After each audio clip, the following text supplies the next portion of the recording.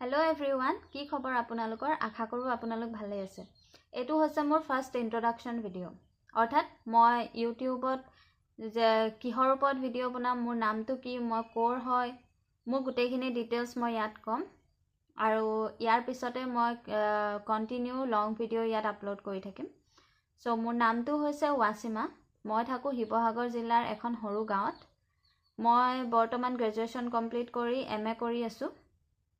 আৰু মোৰ বয়স হৈছে বৰ্তমান 23 বছৰ আৰু মোৰ এই চেনেলটো খোলা আজি 2 বছৰ আগতে মই চেনেলটো খুলিছিলো আৰু ইয়াত মই প্ৰথমে এটা লং ভিডিও দিছিলো এখন বুকৰ সামাৰি মই এই চেনেলটো খোলা উদ্দেশ্য আছিল প্ৰথমে বুক সামাৰি মই ইয়াত দিম কিছুমান নভেলছৰ সামাৰিবোৰ মই ইয়াত অসমীয়াত দিম বুলি কিন্তু এটা দুটা ভিডিও আপলোড কৰাৰ পিছতে মই কন্টিনিউ কৰিব নোৱাৰিলো মই ইয়াত কিছুমান আৰ্টৰ ভিডিও দি থৈছো মই যেহেতু ড্ৰয়িংও কৰো সেই ড্ৰয়িঙৰ ভিডিওবোৰো মই দি থৈছিলো কিন্তু সেই 2 বছৰ আগতে সেইখিনি আপলোড কৰিলো আৰু তাৰ পিছত মই এইখিনি কন্টিনিউ কৰিব নোৱাৰিলো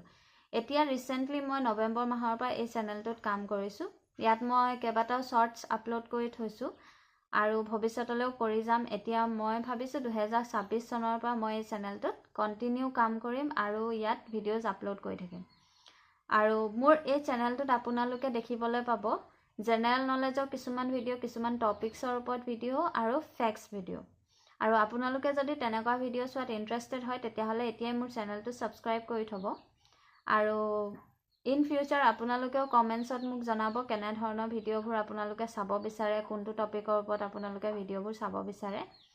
আৰু মোৰ কেমেৰা কোৱালিটিটো যেহেতু ভাল নহয় কাৰণ মোৰ মোবাইলটো বহুত পুৰণি সেই কাৰণে কেমেৰা কোৱালিটি বৰ ভাল নহয় কোৱালিটিৰ ওপৰত আপোনালোকে নাযাব আপোনালোকে যদি ফ্যাক্ট ভিডিওবোৰ চাই ভাল পায় মোৰ ভিডিওটো ইনফৰমেটিভ পায় তেতিয়াহলে আপোনালোকে লাইক কৰি যাব আৰু মোক আগুৱাই নিব বুলি মই আশা ৰাখিলো আৰু সেইখিনিয়ে ক'বলৈ আছিল যেহেতু কেমেৰা আগত কথা কোৱাৰ ইমান অভ্যাস নাই কিন্তু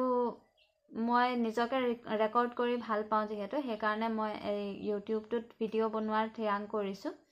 এটো এটা লাইব্ৰেৰী ৰূপে মই লৈছো যত মই ইনফৰমেশনবোৰ কালেক্ট কৰিম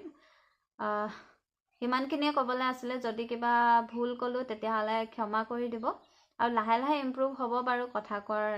ধৰণটো কথা কোৱাৰ ষ্টাইলটো এতিয়া নতুন নতুন যেহেতু সেই কাৰণে অলপ প্ৰবলেম হৈছে ধন্যবাদ